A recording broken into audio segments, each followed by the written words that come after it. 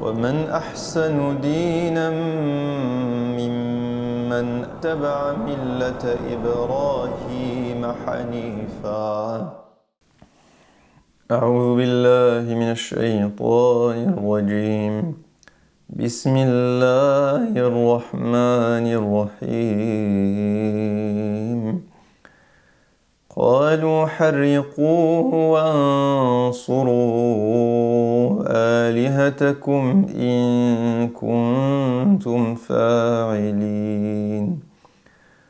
قلنا يا نار كوني بردا وسلاما على إبراهيم وأرادوا به كيدا فجعلناهم الأخسرين. ونجيناه ولوطا إلى الأرض التي باركنا فيها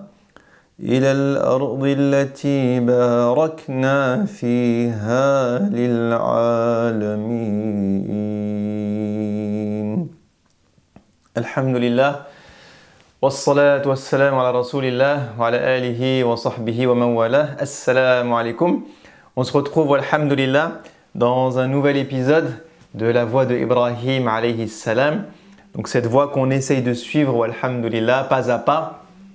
On essaye d'apprendre la manière dont Sayyidina Ibrahim se comporte, sa manière d'être, sa manière de réfléchir, sa manière de cheminer vers Allah subhanahu wa ta'ala, sa personnalité, et de nous en inspirer, insha'Allah ta'ala, pour suivre cette voie, millatu Ibrahim, qu'Allah nous demande de suivre et qu'il demande au messager sallallahu alayhi wa sallam de suivre. Donc aujourd'hui, alhamdulillah, on va s'arrêter sur un passage de Surat Al-Anbiya. Et donc ce passage en fait nous parle de Ibrahim alayhi salam dans sa jeunesse. Et je ne vais pas partir sur tous les versets parce qu'il y a pas mal d'enseignements, alhamdulillah. Mais c'est une histoire qu'on connaît, donc c'est l'histoire de Ibrahim alayhi salam qui est en train d'essayer de convaincre son peuple que Allah subhanahu wa ta'ala est leur unique divinité et que toutes ces statues qu'il y a autour d'eux ne servent à rien, qu'elles n'ont aucun pouvoir, qu'elles ne peuvent pas les aider, ni les écouter, ni exaucer leurs invocations. Et donc suite à tout un tas de discussions et de stratagèmes dont on parlera dans une autre vidéo, Inch'Allah, Sayyidina Ibrahim va subir le courroux de son peuple. Donc il y a un moment, ils en ont marre de lui et ils comprennent le stratagème qu'il a mis en place et ils veulent s'en débarrasser. Et lorsqu'ils veulent s'en débarrasser, ils décident d'une punition et d'un châtiment juste horrible, c'est de le brûler vif. Subhanallah. Et je n'ai pas de mots pour décrire la violence, la sévérité, l'inhumanité de ce que ces gens sont en train de faire. Donc c'est un jeune garçon, Sayyidina Ibrahim, il ne faut pas l'oublier, il est jeune à l'époque. C'est certainement un adolescent qui a 13, 14, peut-être 17, 18 ans, puisque Allah le décrit comme un fata. Et donc il décide de brûler Sayyidina Ibrahim vif pour le punir d'avoir osé dire que ces idoles, ces statues n'étaient pas des divinités, d'avoir osé en casser un parmi tous ceux qui sont là. Et donc Sayyidina Ibrahim va se retrouver à subir ce verset قالوا حرقوه وانصروا آلهتكم إن كنتم فاعلين.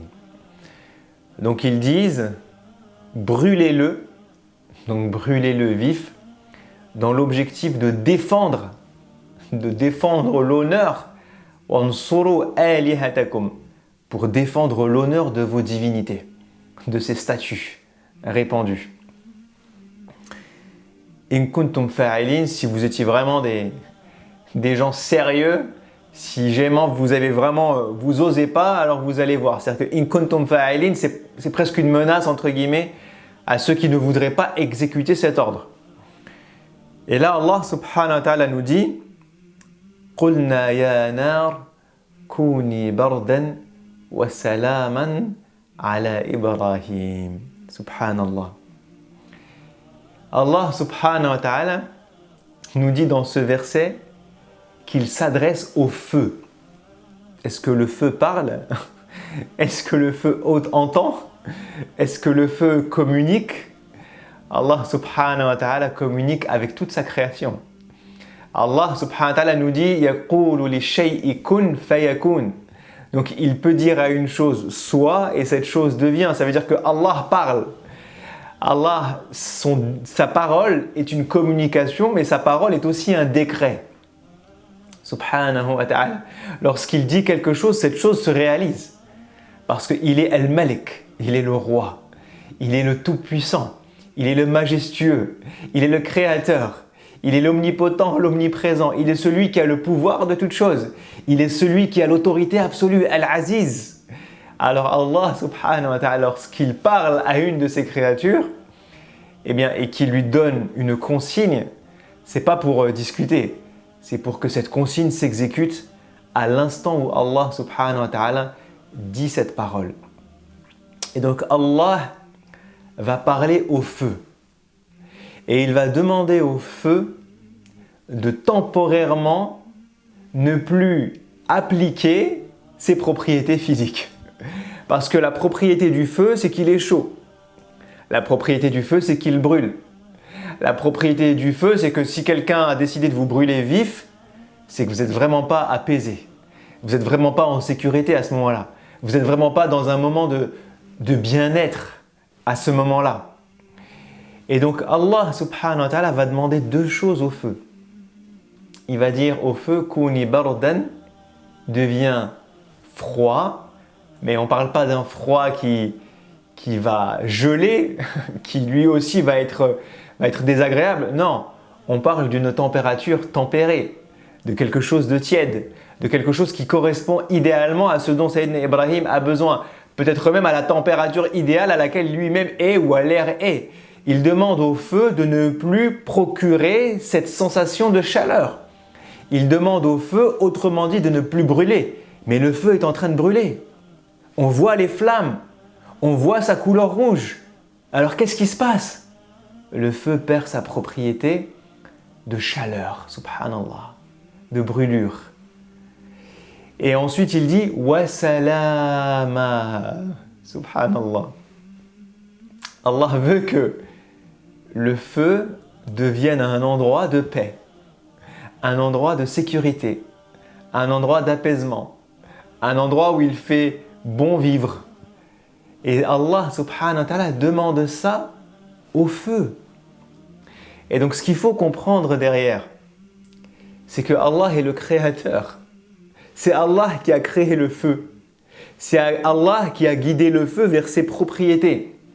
Allah nous dit dans le Coran qu'il a créé toute chose et qu'il a donné à toute chose hudaha.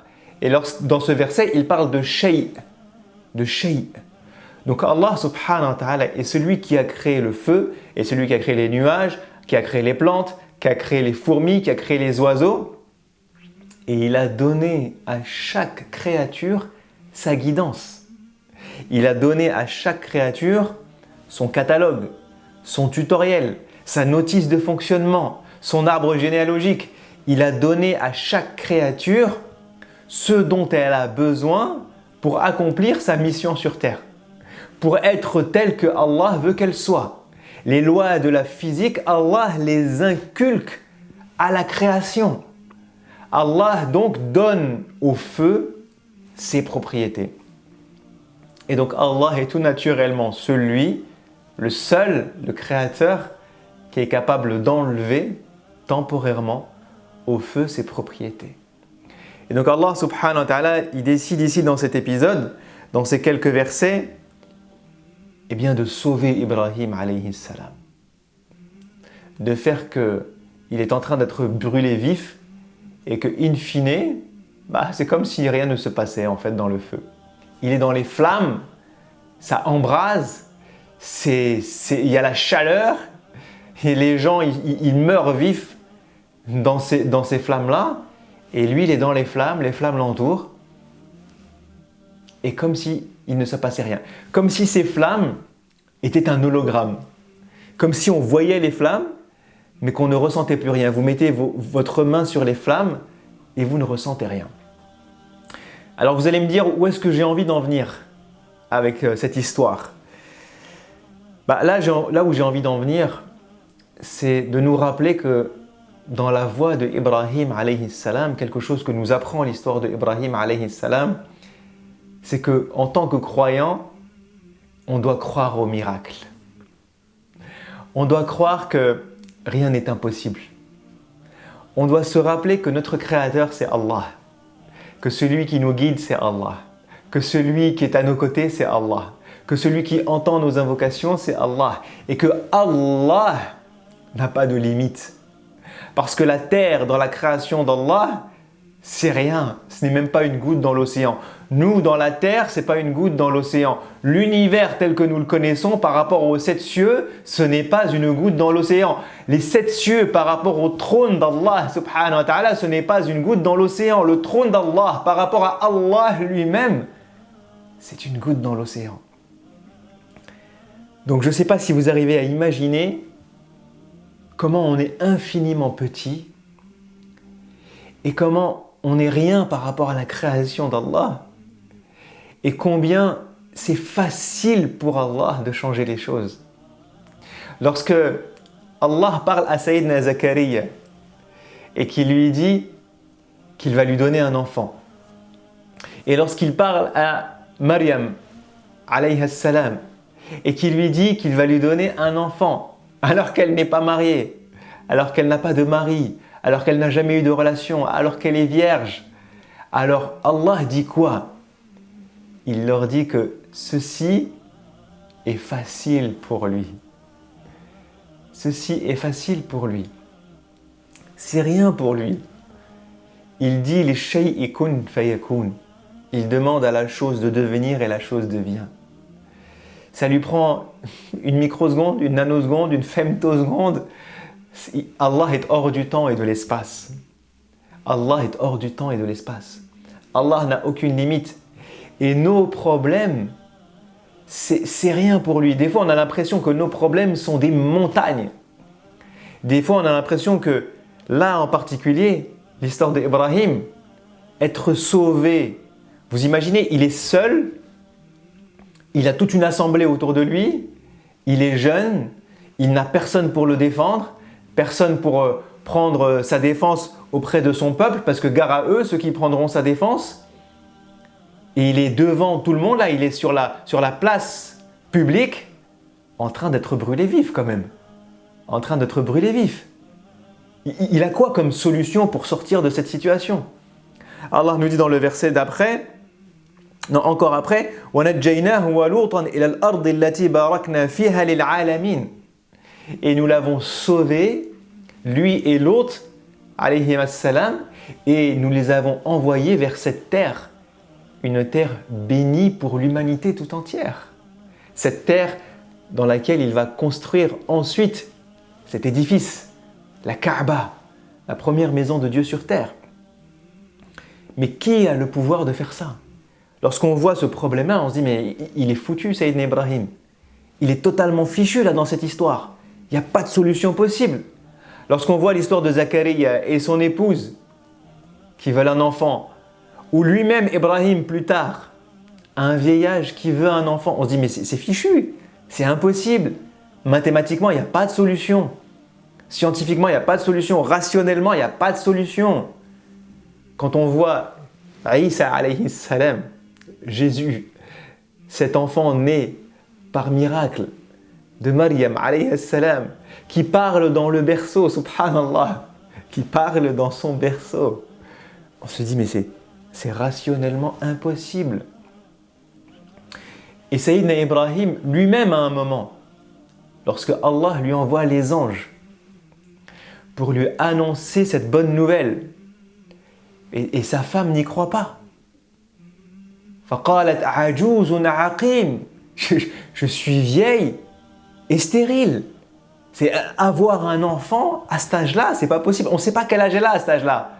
Mais on imagine qu'elle a peut-être 70 ans, 80 ans, on ne sait pas, mais on sait que elle et Sayyidina Ibrahim sont très âgés. Et elle dit à ses anges, c'est impossible. Mais Sayyidina Ibrahim, entre-temps, a compris que c'était des anges. Et qu'est-ce qu'il dit? Et qu'est-ce que Allah nous dit? Ils disent qu'il ne faut pas désespérer de la miséricorde d'Allah. que le croyant ne désespère jamais de la miséricorde d'Allah. La taqnatu min rahmatillah.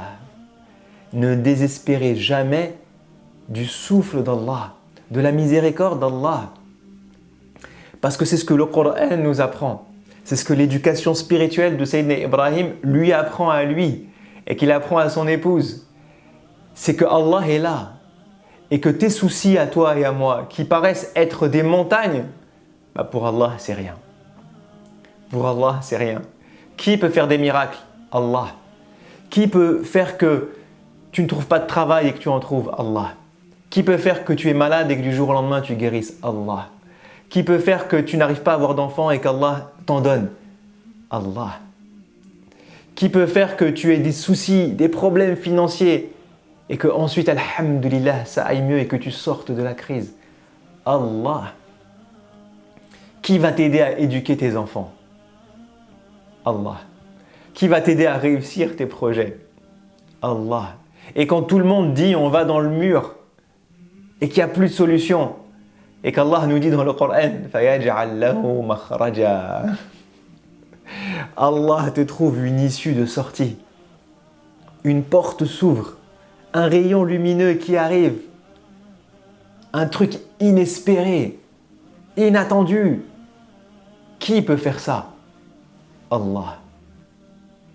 Et donc le message super important de ce verset et des autres, c'est de ne pas oublier que le Créateur fait ce qu'il veut dans sa création. Allah est celui qui a créé le feu. Et Allah a été dans la capacité de demander au feu d'arrêter d'être feu. Le feu reste feu dans son image, mais il ne brûle plus. Il ne fait plus peur. Il ne fait plus chaud. Le feu devient un endroit de bien-être. Un endroit où on se sent en paix et en sécurité et dans une température modérée. Ça, c'est le feu. C'est ce que Allah a ordonné au feu. Allah peut ordonner à la création ce qu'il veut. Allah peut mettre dans le cœur des gens ce qu'il veut. Allah peut te sortir de tes problèmes comme il veut. Allah peut ordonner à ton corps de guérir. Allah peut ordonner au cœur de quelqu'un de t'aider. Allah peut ordonner au cœur du meilleur des spécialistes et des professeurs de t'accueillir bras ouverts alors que c'est impossible d'avoir un rendez-vous avec lui. Improbable. Allah peut t'envoyer quelqu'un qui va te sortir de cette situation, qui va t'aider financièrement, qui va t'écouter, qui va te conseiller, qui va t'orienter. Allah peut faire ce qu'il veut. Allah peut faire que tu ailles un entretien d'embauche et que ça se passe mal.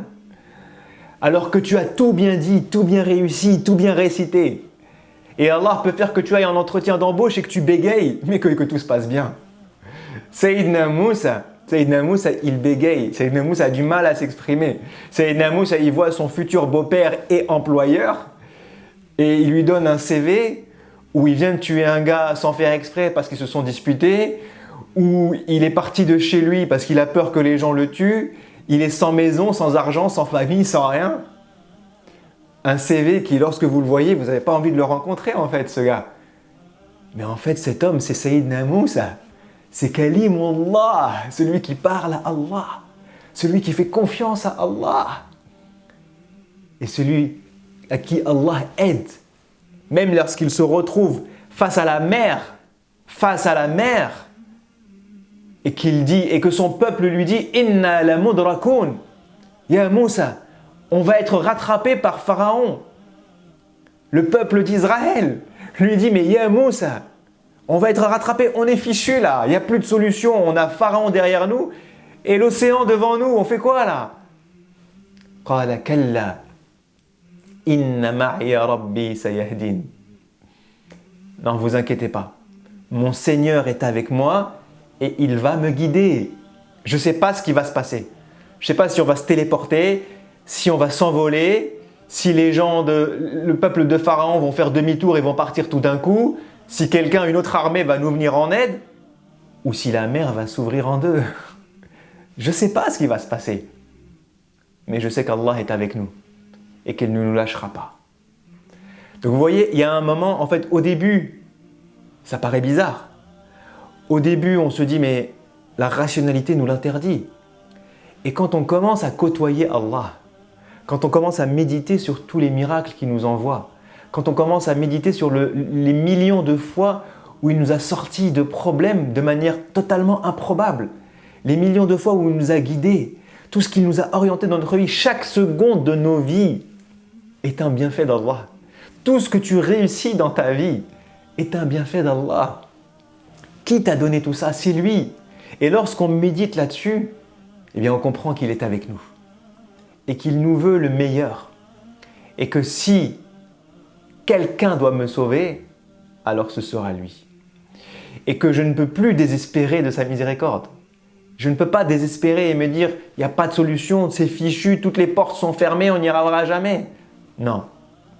Parce que celui qui est capable d'ordonner à la mer de se fendre en deux, et celui qui est capable d'ordonner au feu de ne plus brûler, celui qui est capable d'ordonner à un corps âgé et stérile d'enfanter de nouveau, celui-là, Allah, le Créateur, le Tout-Puissant, il est capable d'évacuer tous nos problèmes. Il est capable de donner des solutions à tous nos projets, à tout ce qu'on souhaite. Alors il faut croire au miracle, croire en lui faire confiance et patienter. Patienter. Parce que des fois, hasha lillah, on se comporte avec Allah comme les enfants se comportent avec le Père Noël. Subhanallah. On a l'impression qu'on fait une liste, on veut un truc et on l'a, et la date elle est là et puis on a ce qu'on veut. Allah subhanahu wa ta'ala nous éduque. Allah nous donne le meilleur pour nous au meilleur moment pour nous. Donc ça arrivera peut-être aujourd'hui, peut-être demain, peut-être dans un an, peut-être dans 40 ans. Mais ne désespérez pas de la miséricorde d'Allah subhanahu wa ta'ala. Allah a le pouvoir absolu et rien n'est impossible pour lui. Donc gardez votre confiance en Allah subhanahu wa ta'ala. Je vous dis à la prochaine, Inch'Allah. Assalamu alaikum wa rahmatullahi wa barakatuhu. واتخذ الله إبراهيم خليلا